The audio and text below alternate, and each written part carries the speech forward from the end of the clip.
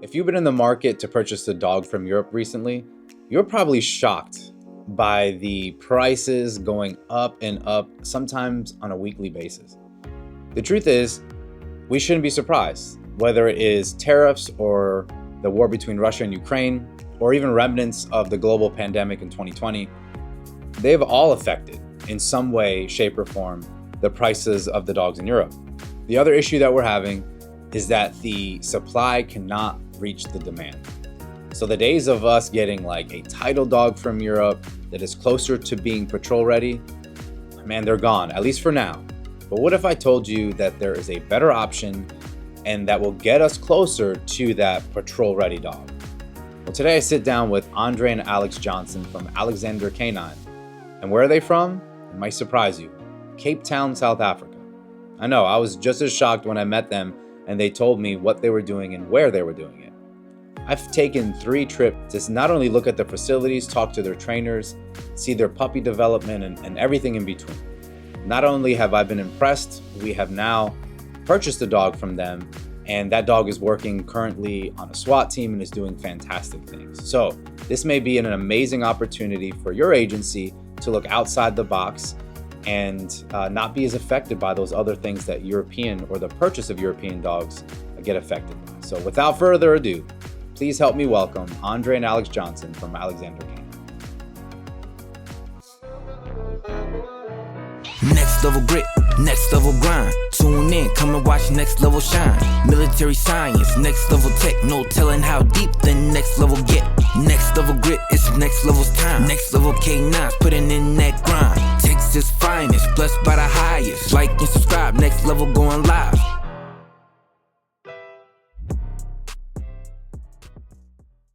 Second podcast in the studio, but first time I'm interviewing an international guest. So congratulations on that. Thank you. Feel very honored. Yeah, I feel honored. It could be anybody. There's definitely some international guests that I'll have on, but it's interesting because how we know each other is a different story in and by itself.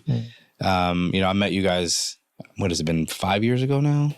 4 years. 4 years? 21 would have been the first time we met you. 21. So even before we get to the story how we met, let's talk about who you guys represent, which is Alexuandre K9, the inception, how it started, like what made you guys want to even get into the canine business out of everything. Either one of you can start. Okay, I think I'll start on that one. We've been in the canine business since 2000, and that's purely because we have a private security company that always provided canine services, mainly detection work. Yeah. So we've been part of it for, like I said, since 2000. But I think during COVID as well, we just had to look at where we were at and said we really need to. I think we just felt that there was a shortcoming. We didn't quite know what it was. We just felt that we needed to do something about it. And anything in particular that you felt like was a shortcoming? I think just the level of the dogs. Okay.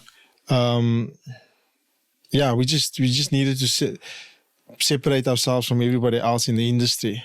Yeah. And we needed that's something special. Sure. Just add to the edge of what we were providing. Sure. So Alexuandre K9 specifically was the need for a separation because, like you said, we a private security company, and then the canine section wanted to be a completely separate entity. So Alexuandre K9 is that. It's the canine division. It's the canine function. It's our current system, our current breeding program all operates through Alexuandre K9. So our facility, all those things. And it was a way that what we need and how we operate with the private security company is fairly separate. This is something that will be a little bit more public facing, how it works. So that's where Alexuandre K9 came from. So is Alexuandre K9 a training facility? Are you guys breeding police, military dogs? Are you, what is it exactly? Because there's a lot of canine facilities out there that can kind of focus on different things. So before we get into that, sure, just as a reference, yeah, how you spell Alexuandre K9 isn't very obvious. It's one of those, it's spelled quite weirdly, But the You should probably spell it for us. yeah. So it's, well, you'll see it. It'll be on things, and I'm sure you've got. Yeah. Fair enough. You've got an animation budget. You can have it. You can have it there somewhere. So it's Alex, which is my name, my first name. There's the UA from my grandfather, my dad's dad, who always had a love for dogs and a love for horses. We don't have the budget or facility or the budget or the facility for the horses at the moment. But then the UA is from my grandfather's name, and then the end part of Alexander, which is why it's spelled weird, is the end of my dad's name, which is Andre. That's where that comes from. So yes, that was just some basic introduction, because now you're going to see it and it's going to be spelled weird. You're going to be like, what is this? And that's what that is. Your question was? So what kind of facility are we talking about? Because there's plenty of training facilities. What's your focus of the business? So can I go? You seem to be on a roll. So again, the facility was initially a service to our operation. And anybody that, we realized this after the fact, but anybody that came to the facility, if you looked at it from the outside in, knowing what our operation was, it seemed excessive, if you can call it that. Like we put a lot of time and effort, basically because the dogs in the canine section was a passion. Sure. Like I mentioned, where it came from, like even from my grandfather's time, dogs and horses were a passion. So it was a passion for us. So that's why we spent the time, spent the money, and had a facility that we thought was at a level that was required for what we needed. From a business perspective, maybe it was a bit of overkill, but you do what you do. Well, I've been to your facility. It is really nice. And I'm sure we'll have some B-roll that we can play to show how nice it is. Thank you. Yeah. We appreciate that. Yeah. So this, again, the facility and the operation serviced our operation. And it's then developed to that we've got the facility, we've got the capability, we've got the capacity. So we also always had our own breeding program, where we never really went on whatever someone told us. We again had the capacity, so made sure that the dogs that we thought we needed were bred on temperament, the job that we needed them to do, and we kept everything in house. Nice. And that's where the facility started. So again, what we're doing at the moment. We can sort of get into how we got to where we are now, but we breed working dogs, focus on high-performing working dogs, because one, that's what we needed, and that's what we see that there's a need for. Yeah. And then we have an operational canine unit that obviously services the private security section, mainly in our case, detection work. So, yeah. I don't think we mentioned exactly where the whole program is, which is Cape Town, South Africa. Yeah, fair enough. Yeah. Which, by the way, absolutely amazing. I said I've been to your facility, which means I've obviously been to Cape Town. And that has been kind of an eye-opener for me, because the first time in Africa, the first time being overseas, being able to see a facility like yours. But before we get into that, tell me more about like your goals, your mission, and why Alexuandre K9 exists. Okay, so to add on to what Alex said is, I think 2021, like I said, we knew that we were missing something in the business.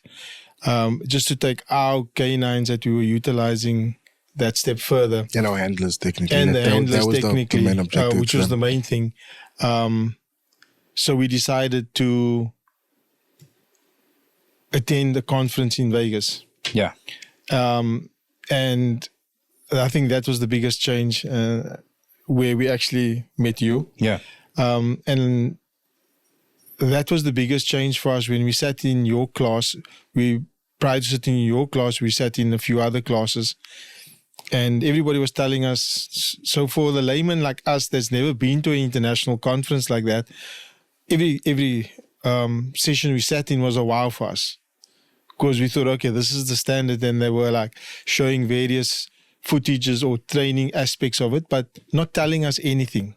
Right. But at the time when we were sitting there, we still thought it was cool watching this and making notes for what we perceived to be the notes we needed to take. And we then sat in your class, which was totally different, where you were giving us the A to B, the B to C, and exactly what we need to do, how we need to do it. The notes was detailed. And I sat there telling Alex that, Flip, this is a lot of information, unlike the previous classes we sat in just days before that.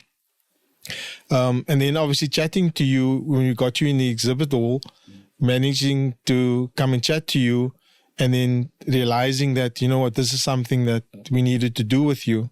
And I think it was that time that we actually offered you to come over. So can I just interject? Sure. So in that, we've sat in many classes before. We've sat in, again, we've involved in weapons training, firearms training, tactical training. We do all of those things. So we've gone to those seminars, and what we've learned is that you take what you can use, you ignore what you can't. Sure. You understand the concept, you understand the context that you need information, and you see how you can make that work. With the canine stuff, specifically coming to the States, you guys do things completely on a different level in general, right? Yeah. When we sat in your class, it's exactly what my dad said happened, is that you sit in classes before that and you say, oh, there's information, but then there's questions that come when you make notes, because when you make notes, you want to write it to be able to understand, and you're like, I actually don't. There's too many questions that this is raising. When we took your class, or even though it was only like 45 minutes, there was so much information with that. It wasn't about questions on how to understand this. It was like, how can we get more from this? And we had a conversation in that class. It'll be really cool if our guys could sit through this class. Yeah. And then we were like, okay, it's going to be very expensive to get all of our guys to America. Like, what if we can get Steve to South Africa? That conversation happened in that class. I think there's actually a photo on your Facebook or on your Facebook page where you're teaching that class, and we actually in the background there, and that conversation probably happened in that photo. But it's crazy. Then we said, no, but we need, and also that's very out of our comfort zone. Like I said, we keep our head down. We don't approach anybody. We do our own thing. We don't really branch out. So having that conversation in and of itself was a big thing, sitting there. And then even going into the vendor hall, having the conversation with you was also a conversation, because we were talking amongst ourselves like, okay, no, you go talk to him. It's like, no, you go talk to him. And I was like, no, I don't talk to anybody. You talk to him. And right. You've done this before. You've trained in the States. You know these people. You go speak to him. So then we just kind of came to talk to you. So that was the piece in between there, which I think is... Can I be honest with you guys about something? Yeah. So I remember distinctly when you guys came up to me to talk to me, and it's not, you were asking all the questions that are normal questions. How do you get from point A to point B? Maybe there's a gap between C and D that maybe I didn't go over particularly well, and you have a question about this or that. A lot of people have come to me and talked to me after class and asked me, even within the States and sometimes internationally, are you willing to come and teach a class? And 9 times out of 10, it never happens. So when you guys came up to me and talked to me, I'm like, this is never going to happen. I'm happy to talk to you, happy to give information. And that specific class is worth mentioning that we were mainly focused on canine instincts, psychological traits, getting the dog from, evaluation to what do we want as a police service dog specifically. And a lot of the things that we're looking for on the police side is the same for military, some sport work. But when I first met you guys, I was happy to meet you and talk to you. Never thought in a million years that we would actually be in a situation where the relationship has gone 4 years now, and been to South Africa 3 times. But I feel like I needed to make that note, because I never thought it would go further than just a conversation. Yeah. And I think that's fair. And also, telling you what I said now, that it wasn't just a woman, like there was back and forth for a while before we even spoke to you. Yeah. So that's sort of where that came from. And it was a case of, we saw the value. We were trying to figure out the best way to get that knowledge and that experience to, at the time, our guys that we thought would benefit the most from getting that information, also knowing that it's not going to happen in a 45-minute or hour class. Right. It's going to take a few days. So that was the best way to do it. And I think once that ball started rolling, I think then it was more for us a reason to actually separate the two entities, our private security company and Alexuandre K9. because now we realized more that these two entities, they need to be separated. They can't coexist as one entity. They serve each other, but the one exists to serve the other, and vice versa. So and that's when it really started to take off. And then, needless to say, when you got there, and then just started experiencing what we had, and made us realize what we actually do have, because you only really value what you have until you can compare it to something else, realistically. Don't even want to get into your first trip to South Africa right now, because and I don't know if it's the time to talk about it. Of course, yeah. But even that, so we went through the back and forth of getting you to South Africa. I don't know if you want to mention your and your wife's reservations of coming over, but that was pretty funny. Let me tell that story real quick. Yeah. I mean, my wife never met you guys. No. And so I've had maybe 3 conversations with you at that point. And on the 3rd conversation, we were booking tickets to go to South Africa. My wife's like, wait, hold on, time out. Where are we going and why? And how do you know these people? And she was convinced that you guys were going to kidnap us and keep us for ransom or something like that. So it's a fair suspicion. And now she absolutely loves you guys. So it's just funny to think about how there's a level of trust that needs to happen when you meet people. I mean, that goes both ways. You guys had to trust me too. So, it's a funny story. At least we were both, we made a good judge of character both ways. We think.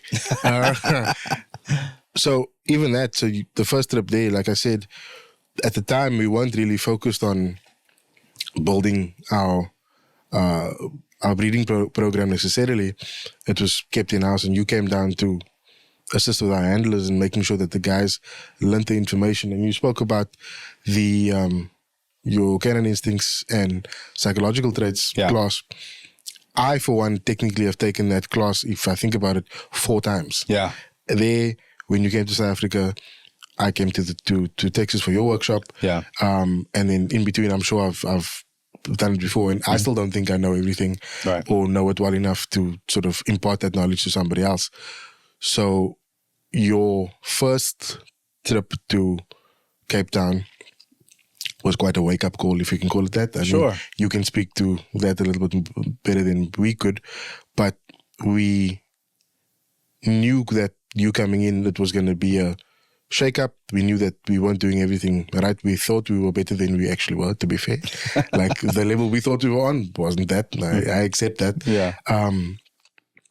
But it was good. Everyone was receptive of the information. We knew that we needed to change some things. We also knew that the information that you were going to give was going to go over some of the guys' heads, and it was going to take some reinforcement to get there.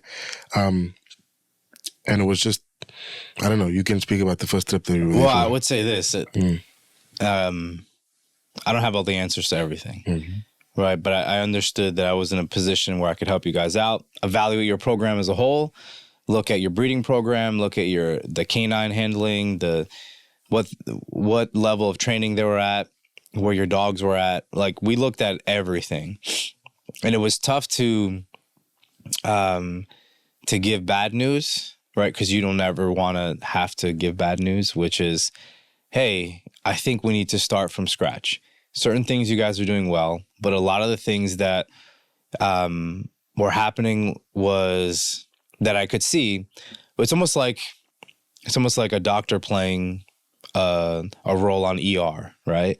They look the part, they have the scrubs, they speak the language, but they actually can't do brain surgery. And that's what I saw. I saw a lot of dogs that looked like they knew what they were doing, but the foundation was missing. They didn't actually have the foundation of learning. They weren't critically thinking.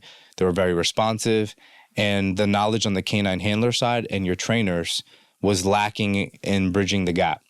So anytime you see that, really the only remedy is to start from the ground up. So I commend you guys for, number one, taking the risk to invite someone to your country that you didn't know.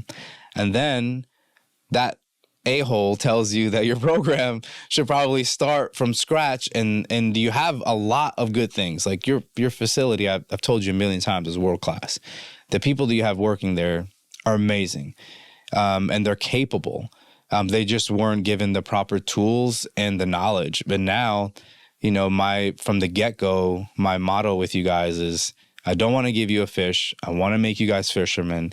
It's a really bad business model, to be quite frank. For yourself, yeah. But at the end of the day, that's what's most fulfilling, because none of us are going to be here forever. The legacy that I always want to leave behind is the same legacy that the guys before me had, which is pass on good knowledge, scientific-based principles, so that we could perform at the highest levels and help people, save people, and keep people healthy, right?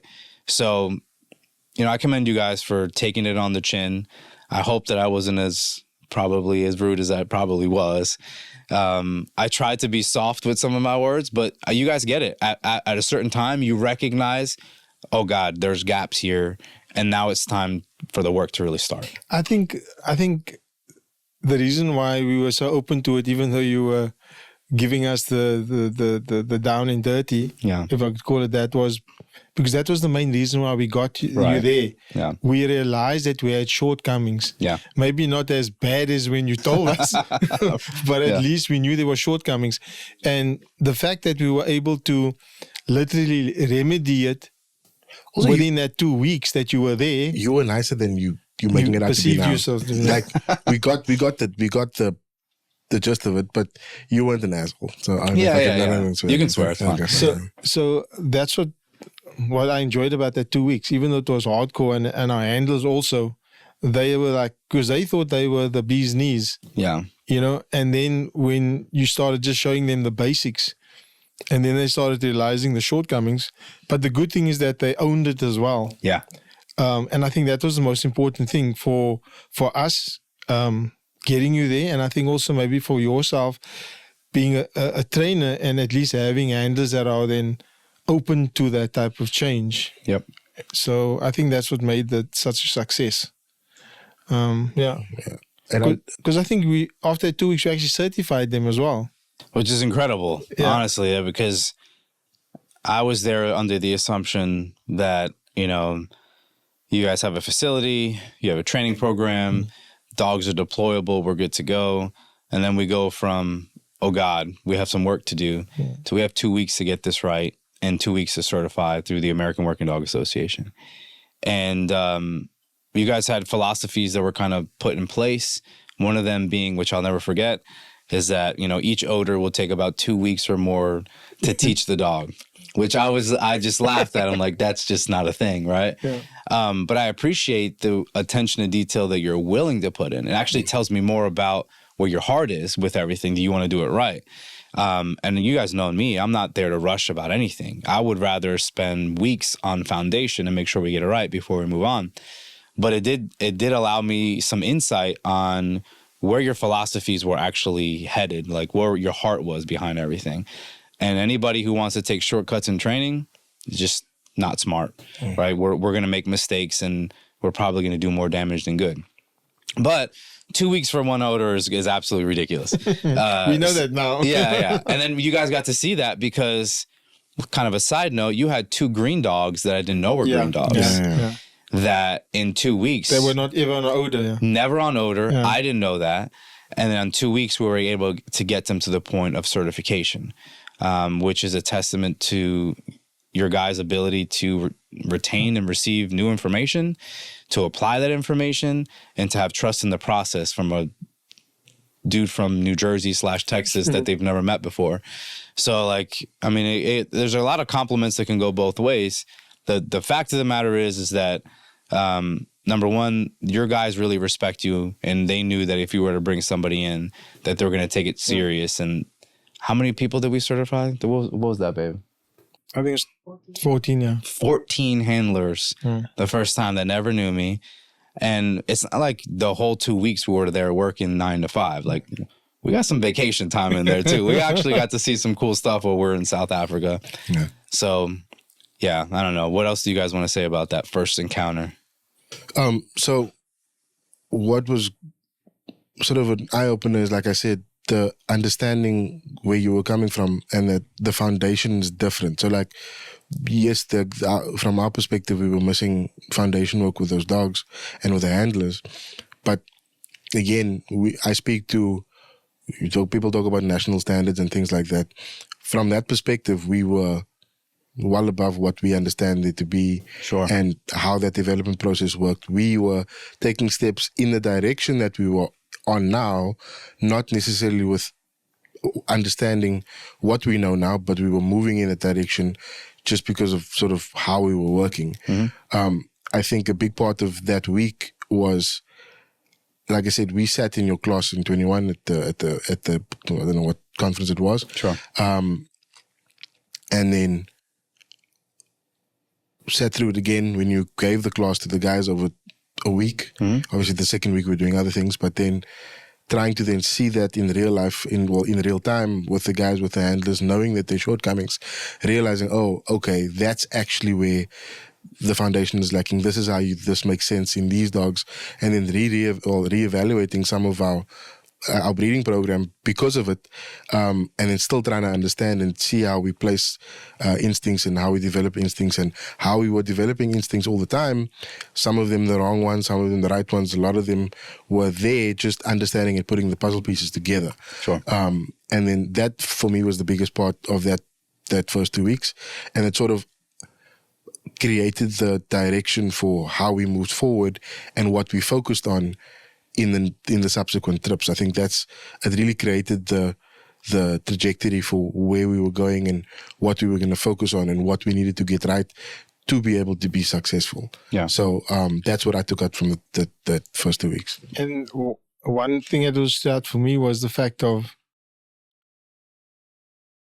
once you could identify and actually assess the dog's instincts and psychological traits and actually start training the dog in front of you and not paint them all with one brush, because that's what you were doing all the years. Yep. This is the way you need to do it. So the dogs need to conform to this, not how we're going to get the best out of this dog. Right.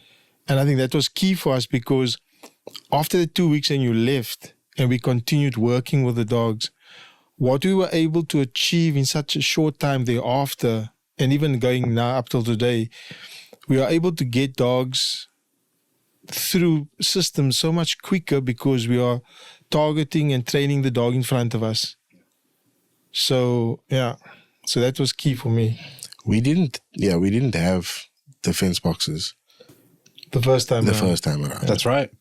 And I think then maybe when we get to the second trip, however we do it, but a big part of like those systems and getting the dogs, like you speak about a 2-week imprinting process, which I understand now is laughable. Yeah. Because we can do it so quickly now. Right. One, because we understand instincts and we understand how dogs learn and all those things, which again, sometimes you understand something, but you don't understand. You think you understand 80% of it, but you actually understand 20%. And then you understand more, and then things just work a bit better. Yeah. But to touch on the fence boxes again, the sniff industry boxes, that also just understanding protocols, understanding instincts, understanding psychological traits, and then having equipment that complements those protocols and that understanding, and things just work so well that you think it's magic. Like and that's a genuine observation, that if you don't understand those things and you see it from the outside, it looks like it's like black magic. Yeah, shout out to Paul Curtis in the sniff industry, Indeed. the court system. It's a game changer, right? Like if in detection, there are plenty of ways people can do detection, right? And I've seen, 100 different ways, and a lot of work for people. And people can have a high level of detection and, of course, not use the sniff industry boxes. The sniff industry has only been around for, a couple years relative to how long detection work has been in business, if you will. So the important thing that everyone should take away about that is everyone in detection needs to be able to separate odor so they can calibrate the dog one way or the other. And by calibrate, I mean what the dog is supposed to respond to and what they're not supposed to respond to. Like, that's the foundation of everything we do. And teaching the dog to go to the greatest source of trained odor, because that's what's going to happen, whether it's detection of narcotics, explosives, or cadaver, whatever. And then that also is the same exact principle that we're teaching them in tracking. Here's the human odor. Here's the scent discrimination. go to the greatest source of that trained odor. In that case, it's human odor. But it was nice to kind of break things down, because once you have the foundation, everything just makes sense. There's nothing in detection that we're asking the dog to do significantly different than anything else. Relationship building. I mean, there's so much we can go over, and I don't want to spend too much time on the training aspect, because it's hard to do that in a podcast, to speak about those intricacies. But as we moved on, let's just say your program went from foundation, kind of being redone, to what it is today, which is absolutely a world-class program where you guys are developing dogs from puppyhood, the foundation and the environmental, all the stimulus that you guys are applying early on, the neutralization that you're doing now is incredible. I get to be a fan from the outside now and look at all the stuff that you're posting on social media. Your trainers, Alastair, Jason, are doing fantastic work. As goofy as those guys are sometimes, their heart is always in the right place, and they've taken your program from rebuilding that foundation to what it is today. I think another aspect that was also something that we had to revise was because the breeding process. Yeah. We thought we had a perfect breeding process because we'd see, that's a good male, he's performing well. There's a female. They look nice because they look like nice males. Yeah. And we use them. And yet the canine instincts and psychological traits wasn't where we needed them to be. Mm-hmm. And we were fortunate enough to speak to another associate of yours in Miami. And Tony Guzman. Tony Guzman. Yeah. And he said to us, guys, it's trial and error. I'm not going to paint a picture that I know everything. Mm-hmm. He says, you're going to go through a couple of litters before you get to where you need to be. Thankfully, I think because we understood after 3 years what we needed, made it a bit easier. So yes, we had a few litters, one or two that wasn't all there. So yeah, just to jump in there before you sort of go, like, it goes back to what you were saying. So you talk about environmentals and the development of the pups. That is something that we had been doing for the longest time for our own program. Yeah. We just didn't understand instincts while we were doing it. So again, a lot of some things you get right, some things you don't, some things happen by accident. Right. So we were getting operational dogs from our perspective, and only once you understand the instincts do you then figure out and can make those evaluations of those dogs to say, we thought these two were good together, or we thought this was a good working male, this was a good working female, this is how we work it. Only when we understood why it's a good working female, and maybe that's not actually a good working male because, okay, maybe he was actually biting a little bit more in defense instead of in prey. Right. That was what we were seeing instead of it, that dog was hard. No, he was only hard when he was biting in defense. So that's why he was hard, not under no drive. Those things are what made the difference in actually understanding what the breeding pair needs to look like. And then again, talking to Tony is like, yeah, you're still gonna get it. You're still gonna have to go through some iterations of litters that are not gonna be great. Sure. Or you're gonna go through that process. But as long as you understand the instincts you need and you're breeding for operational dogs and what your end purpose is, and you see those instincts in those dogs, that's what's important. And then that clicked. And I think when that clicked, we also realized what we had, that all of those pieces in the puzzle were there. We just needed to just mesh it. And I think that happened because we had dogs that the instincts were correct, the instincts were there. We just needed to make sure that the right pair was there, and we made those right calls to move in the right direction. And I think that's where we got to where we got now. And it's only getting better. Because every litter. And our success rate with the litters are a lot better now. You know, you'll have a litter before of 10 pups and you might only get 2 dogs that fit the whole picture. Sure. To a point now where we're getting like 50%, 60% of the pups. Which is crazy, by the way. Like anybody knows breeding. That's a high number. And when I say 60%, the other 40% is just the fact that they're going to make dual purpose dogs. Yeah. So, you know, the environmental... Sorry? You mean single purpose? Sorry, single purpose dogs. Yeah. The 60% will make the dual purpose. So the single purpose dogs they still have their soundness. Yeah.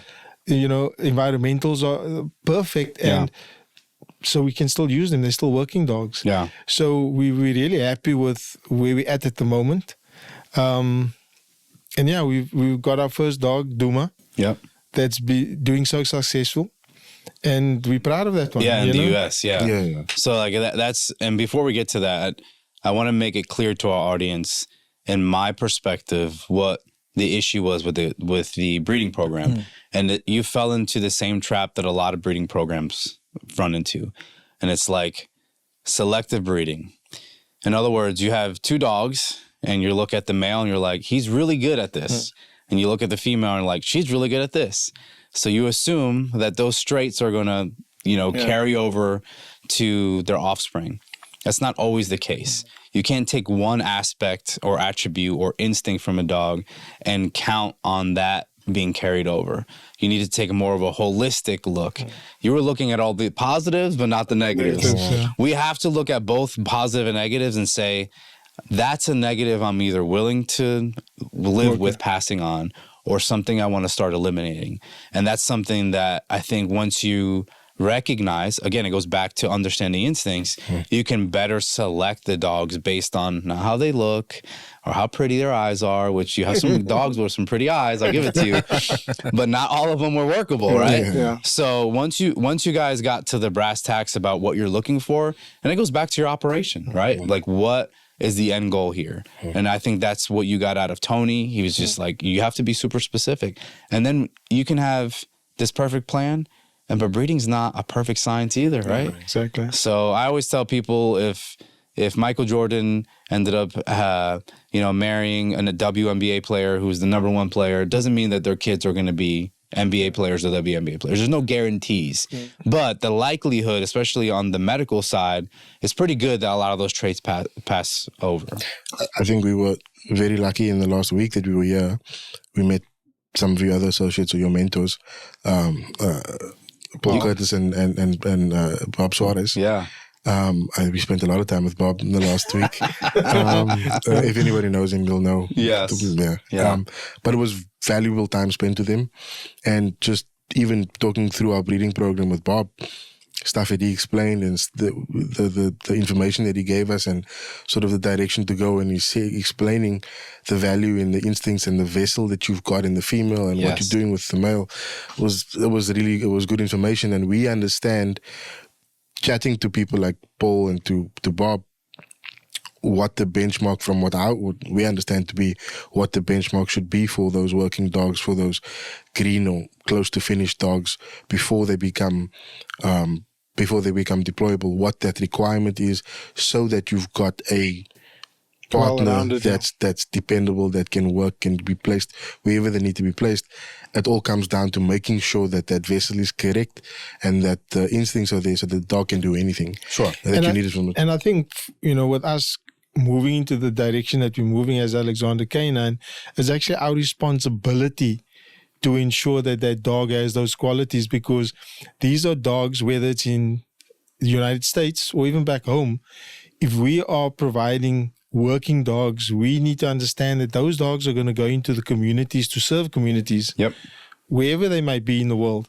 So that is, I think, our main focus, first and foremost, is to have that responsibility. Sure. To ensure that those dogs, and also the fairness on the canine themselves, to not put that canine in a position that he's not prepared for. Yeah.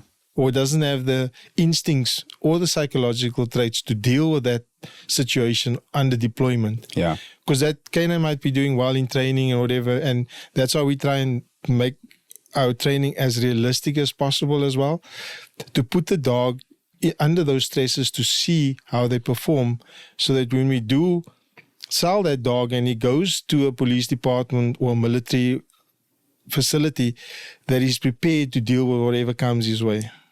So the stakes are high, and just before we did this podcast, we did the podcast with Paul and Bob, and then Bob was sitting in that seat, by the way. I don't know if that's good luck or bad luck. I don't know either. Maybe that's why I'm talking so much now. Yeah. That's great. He's gonna love that. But one of the things I asked him, was why he's so hard, right? That's paraphrasing, why he's so hard on some of his handlers.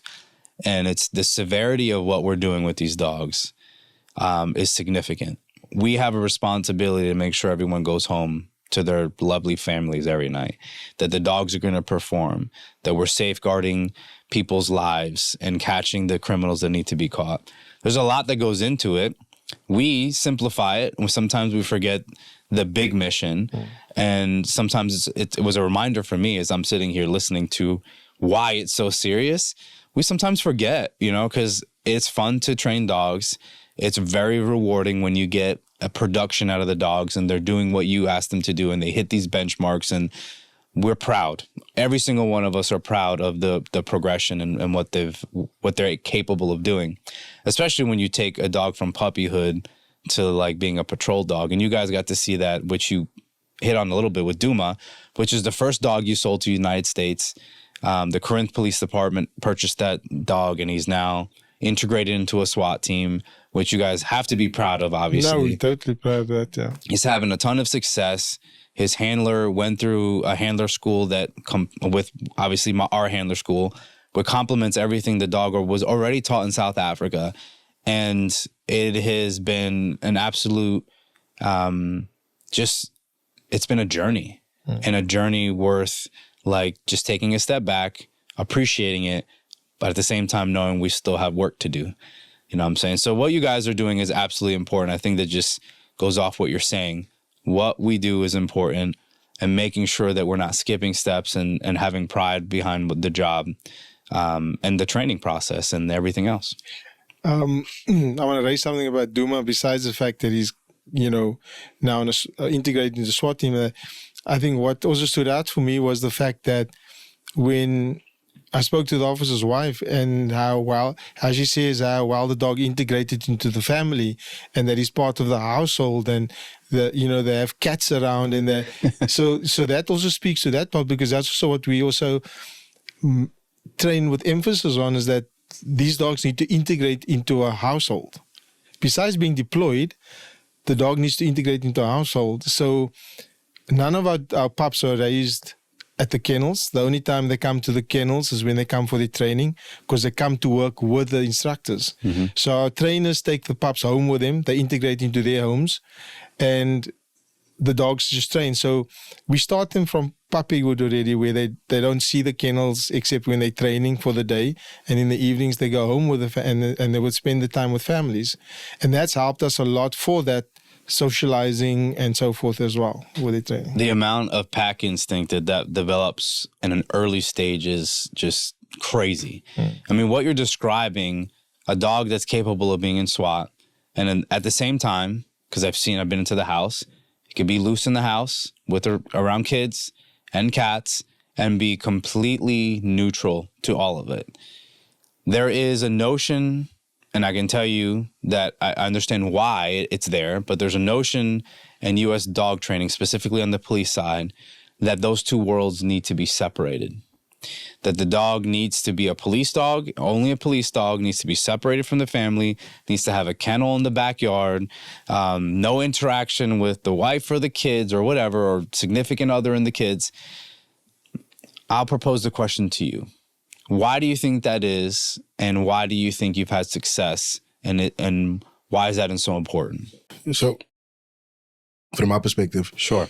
To what I was saying previously is that we made emphasis on that before, let's call it prior to 21, before we came to Vegas, before we had this interaction with you. We felt it necessary, or we needed it to happen for our operational goals. We had single-purpose dogs working in crowded environments with people, around kids. We had single-purpose dogs working in schools, doing sweeps, doing whatever it was they were doing. And we speak about that understanding in the US. It's the same in where we come from, where a working dog, be it police, law enforcement, military, was not to be around certain people or around kids or around, it was a controlled environment only, and it was an unsustainable working situation. It didn't make sense to us, and that's why we didn't want to do it. So that's why we integrate the dogs with families, why the dogs go everywhere, why from puppyhood they are around other animals, or why they do. We go wherever we can go with them so that they neutralize those environments and they're comfortable in those environments. And the pups that we see aren't, either we work on it to get them to that point, or we make that call fairly early to be, okay, this is not for this dog, this is not for that dog. And because it was through there, that's why we did that. Taking it a step further, then understanding more of the instincts, more of the psychological, that you can then actually then manage it a bit better, focus a bit better, see how that integrates better into a well-rounded, functioning working dog. No, totally. Yeah. What's interesting is, again, you'll have people that disagree with that. That and people that I respect, people who have had a lot of success, especially I'll just say on the West Coast. It's a philosophy that has been accepted and they found success in, right? Even when they're tracking suspects, it's like, you better not be in front of that canine team, even as an officer, because you're gonna get tagged. There are things that can happen when that dog is in prey mode and he's hunting. He's looking for human odor in an area that should only have one human odor, and the dog is looking for a cue that it's time to go. And if the person, whether it be an officer or not, or maybe, God forbid, a civilian in the wrong place at the wrong time, they're going to get tagged. It's just my personal opinion that that's not the way to go about it, because we have a responsibility to the public to have dogs that are deployable. And part of that ability to be deployable is odor discrimination between humans, knowing who's on your pack and who's not, and being able to deploy in a safe manner. Because, again, like we said, like I said as well, we need to be responsible when we sell a dog. So how are you going to deploy a dog on a track if that suspect runs through a Walmart? Exactly. Are you going to clear the entire Walmart out before you start looking for a suspect? Yeah. So it's an opinion. Of course. But this is one that this is a scenario which I throw forward there to say, okay, is that practical? Yeah. So you're limiting that team. Mm-hmm. You're limiting your resource there.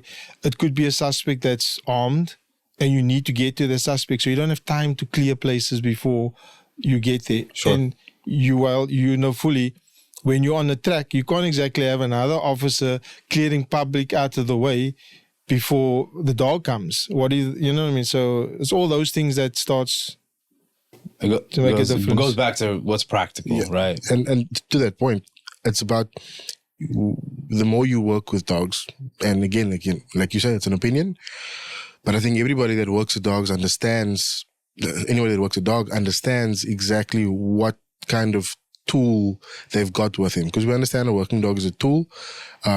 It's a partner, but that's what it is. You are limiting the efficacy of your tool if the dog can only do one thing. Sure. There's capacity in a working canine to do so many things. A dog that can't integrate into life, it can't, like you said, it can't discriminate between the different human odor. It can't work those slightly more complex scenarios in an operational environment. It becomes you limiting what that tool can do. So, sure. And we know that canines are probably one of the best tools we can have.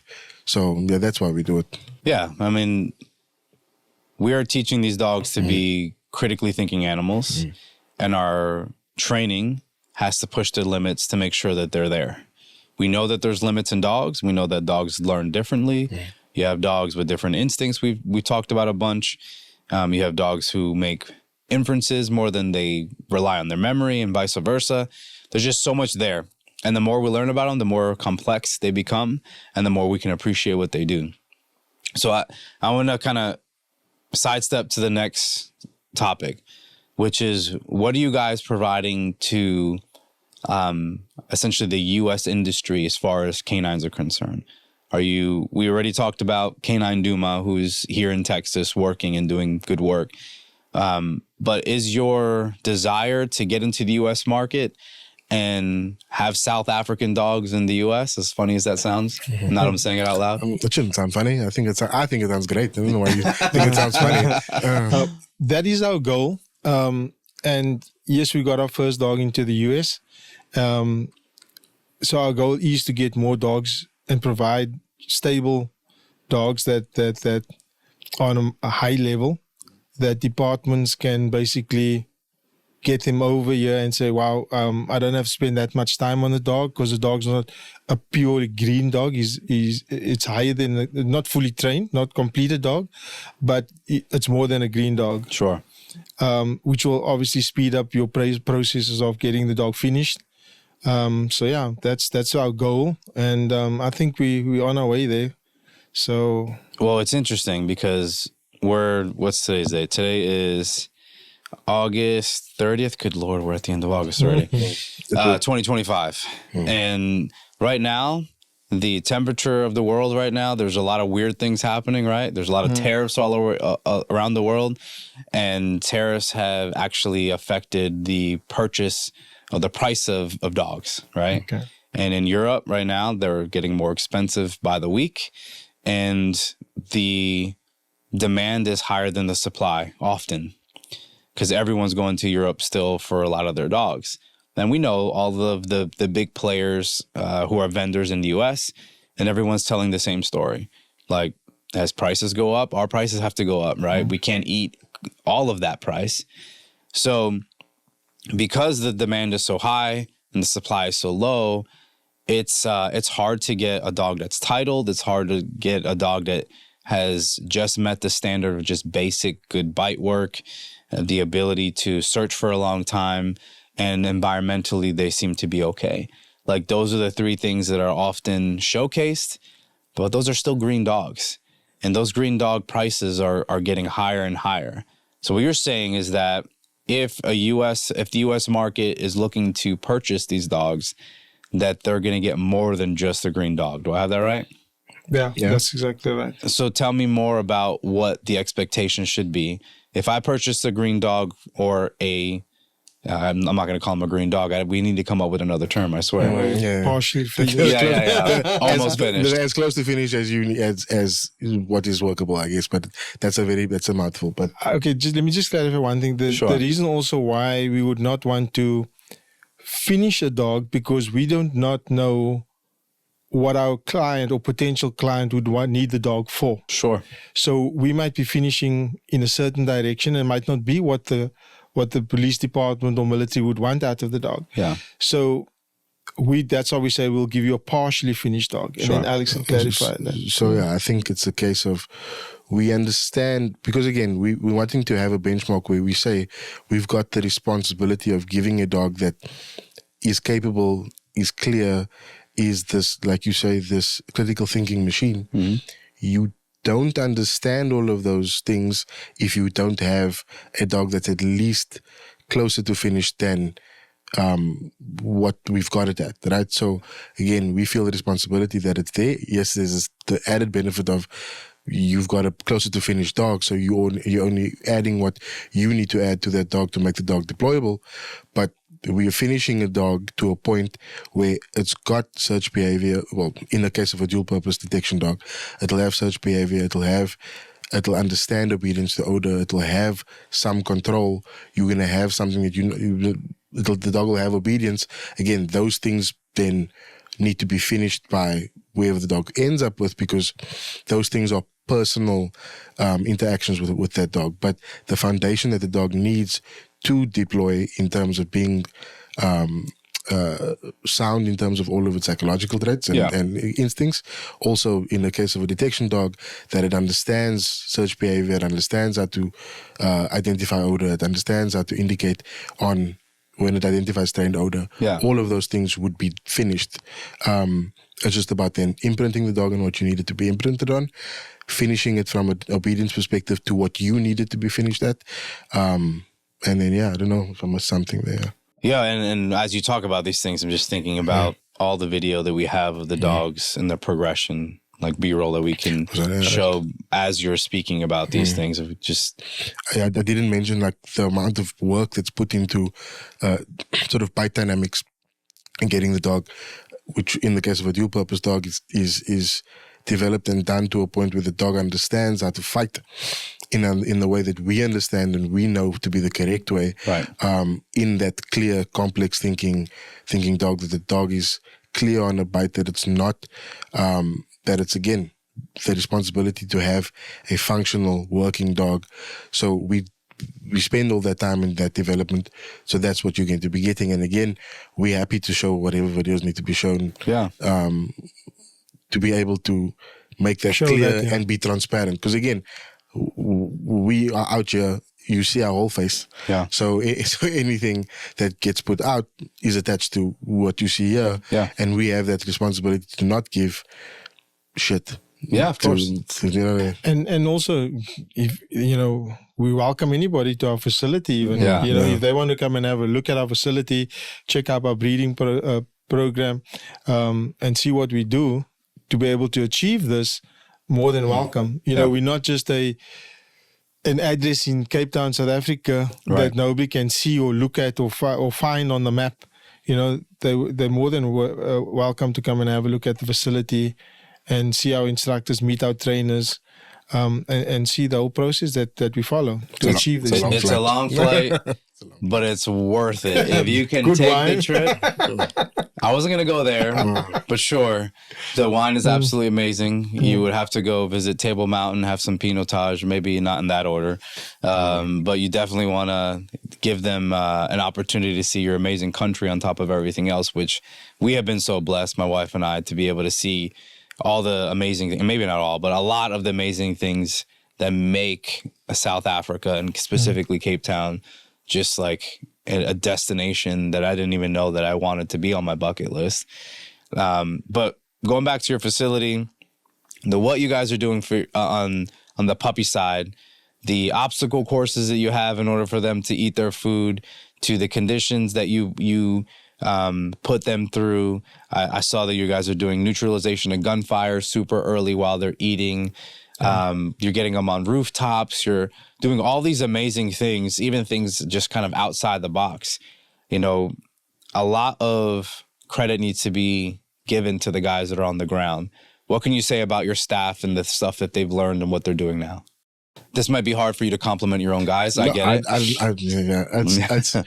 So I'll start. I think we've spoken about them a lot, and in the last 4 years, we've spent a lot of time talking about those guys and the guys that are doing the work and getting the dogs to where they are. Because our main focus is making sure that they've got the tools and we're filling their cup the same way we're filling the dog's cup. Sure. Because that's how that's going to work. And they, like you mentioned it earlier on, their heart's in the right place. They're very passionate. They are a bit goofy. You've noticed that as well. But again, their heart's in the right place. They understand. They're willing to take in knowledge. They're willing to learn. They're willing to do the work and understand that some things take out of the box thinking, specifically when it comes to conditioning those dogs and making sure that the environmentals are what they need to be, and coming up with new ideas like, okay, this one's struggling with this, let's do this to fix that problem. And this one's struggling with that, this one's doing this when we go there, okay, I'm going to work on this one a little bit differently. Things like making sure that we try to think of as many deployable scenarios that we can get, make sure the dog's neutralized to that. You won't know until you do it. So thinking about as many opportunities we can to neutralize them to certain environments, that's what we do. We run the drill. You would know the drill. We actually learned the drill from you, but we run a tire drill with the pups to sort of get them, it's more of an agility sort of exercise and making sure they get into the toy. I'm not going to get into that too much now, but we found that a lot of them were comfortable with that exercise. Yeah. And then we were like, okay, they're comfortable with that exercise here. Let's move that outside. At some stage, Jason and Alastair were moving that onto the beach. Right. And it was laying on the sand and it was going close to the water and everything stayed safe. But it was one of those things where that was them. We weren't involved. We didn't tell them to do that. They saw that, okay, let's try and get these dogs as environmentally sound as we can. How can we get them there? And they sort of do it. So speaking to the two of them, they've grown quite a bit in the last 4 years. They've focused a lot more on what they're supposed to be focusing on from what our direction is in moving in the right direction, developing those dogs, putting in the work. again, if you meet people, a lot of people in our industry, when I talk about our industry, I mean, not just the dogs, private security, law enforcement, people have these ideas that they struggle to change or take criticism or say, no, what you're doing is not correct, change it and do this way. They've been very good at changing course, accepting the direction. So yeah, that's what I would say. I think also, just to add to your point now about them being so willing and open to change, I think is because everything that was taught, they could see by applying it, they could see the results immediately. Yeah. I think people are hesitant when they get shown a technique and they don't first of all apply it. I always use it in my weapons training. Musashi said, a true warrior's got no favorite weapons. And with them, I tell them, use everything to your ability. Don't just stick to one thing. Yeah. You've got tools. So again, train the dog in front of you. This dog you might not need this technique for because he's just natural at it. So then go with it. But the next one you bring up, you need to go step for step. You can't afford to you need to maybe spend another day with something with the dog. Yeah. And I think that's what they've learned. Sometimes we still need to remind them of a few things, but that's why we're there. Because, if they're training 7 pups that's on their schedule for that period, for the next 6 months, they've got 7 pups. It gets a bit tedious at the time where you've got 6 out of the 7 that's just fast. Now you got the slow one. And now these ones you're able to put pressure on them.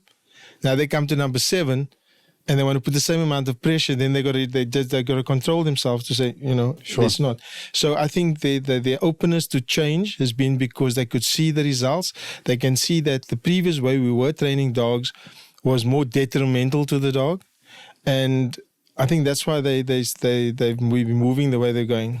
So one of the things that I think that's kind of transitioned to that is setting you guys apart from every other vendor I've seen across the world is the data that you are collecting along the process for each dog.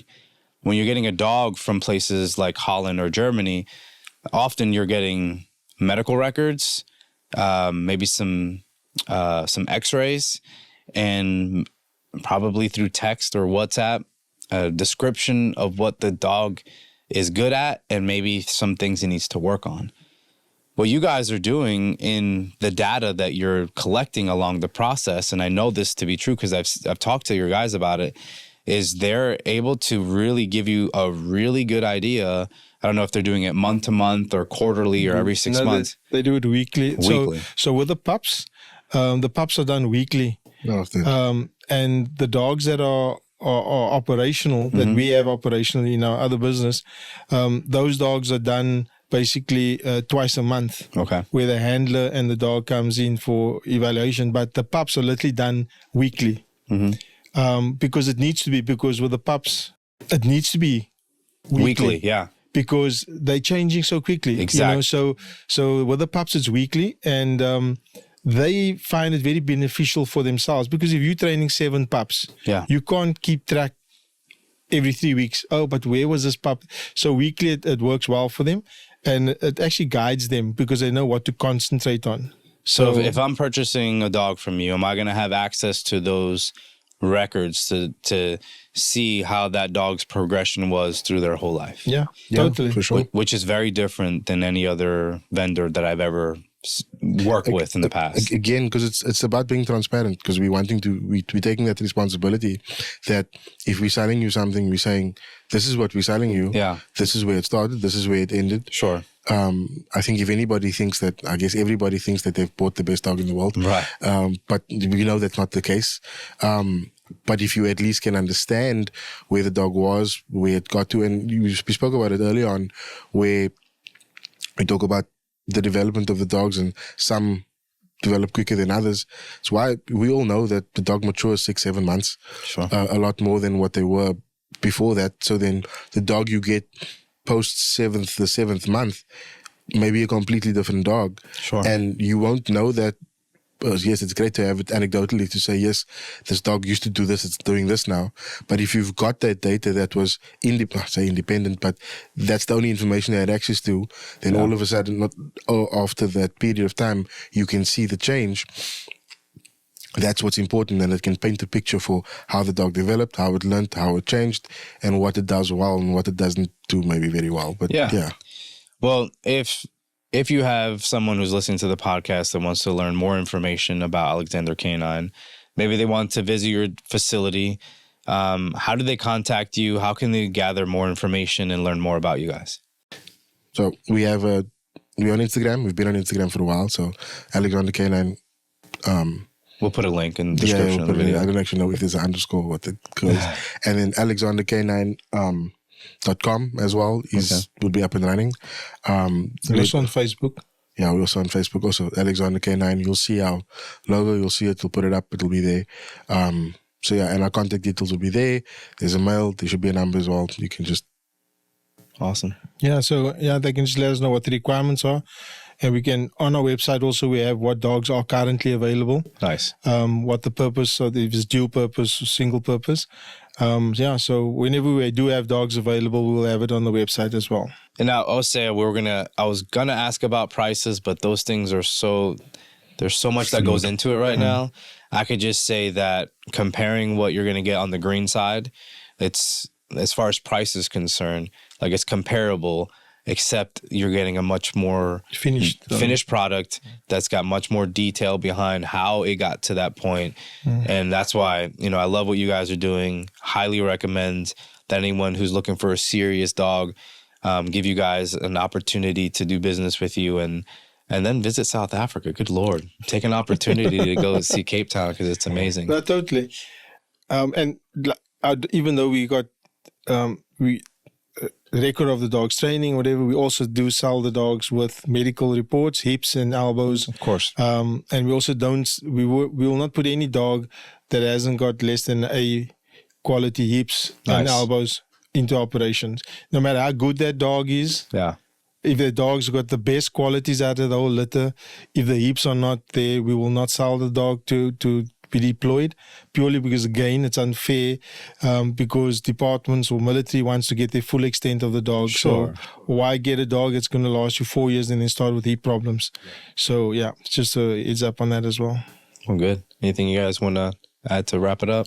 No, I think we could. We covered quite a bit. So awesome. Thank you guys for your time. Thank you for your attention to the craft, because this is serious, as Bob would say. Thank you for your friendship. Thanks for trusting me in everything that you guys have started, and I cannot wait to see what this looks like in several years. I think that you're going to be an amazing option for the U.S. market to get quality dogs, and I just we'll do a part 2 in the future, coming back here and see what you guys are up to. So that was perfect. Appreciate it. Thanks again, guys. Thanks. Next level grit, next level grind. Tune in, come and watch next level shine.